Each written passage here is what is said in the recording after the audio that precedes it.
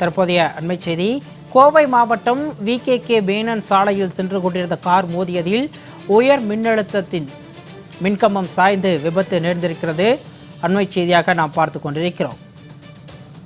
Car மோதியதில் மின்கம்பம் சேதமடைந்திருக்கிறது. தற்போதைய அண்மை செய்தியாக நாம் பார்த்து கொண்டிருக்கிறோம்.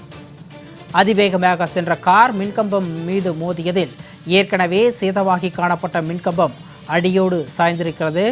அண்மை செய்தியாக நாம் பார்த்து கொண்டிருக்கிறோம். கோவையில் அதிவேகமாக சென்ற கார் மின்கம்பம் மீது மோதியதில் ஏற்கனவே சேதமாகி காணப்பட்ட மின்கம்பம் அடியோடு சாய்ந்து விபத்து நேர்ந்திருக்கிறது. அண்மை செய்தியாக நாம் பார்த்து கொண்டிருக்கிறோம். கூடுதல் விவரங்களோடு கோவையிலிருந்து எமது செய்தியாளர் காளிதாஸ் இணைப்பில் இருக்கிறார். வணக்கம் காளிதாஸ். கார் வேகமாக சென்று மோதியதில் மின்கம்பம் அடியோடு சாய்ந்திருக்கிறது. இந்த விபத்தினால் அங்கு ஏற்பட்டிருக்கக்கூடிய பாதிப்புகள் என்ன? மீட்பு பணிகள் எந்த அளவிற்கு இருக்கிறது? வணக்கம் சிகாமணி. கோவை சித்தாபுத்தூர் பகுதியில் அதிவேகமாக வந்த கார் மின்கம்பத்தில் மோதியதில் இதில் மின்கம்பம் கீழே விழுந்து இதில் மின்னுயிர்கள் அருந்து கீழே விழுந்தது. நல்வாழ்வாக அந்த பகுதியில் யாரும் இல்லாததால் எந்த விதமான சேதமும் ஏற்படவில்லை.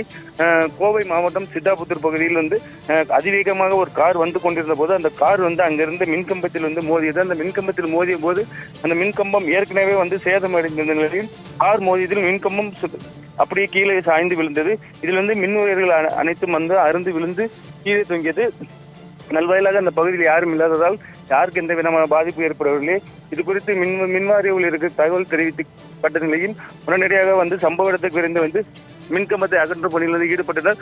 மேலும் இதனால் சித்தாபுத்தூர், காந்திபுரம் போன்ற பகுதியில் மின் இணைப்பு முற்றிலுமாக துண்டிக்கப்பட்டு உள்ளது. மேலும் மின்கம்பத்தை சீர் செய்தால் மட்டுமே மின் இணைப்பு வழங்கப்படும் என்று மின்சாரத்துறை அதிகாரிகள் தகவல் தெரிவித்தனர். இது குறித்து காந்திபுரம் போலீசார் வழக்கு பதிவு செய்து விசாரணை மேற்கொண்டு வருகின்றனர். சிகாமணி, விபத்து தொடர்பான விரிவான விவரங்களுக்கு நன்றி காளிதாஸ்.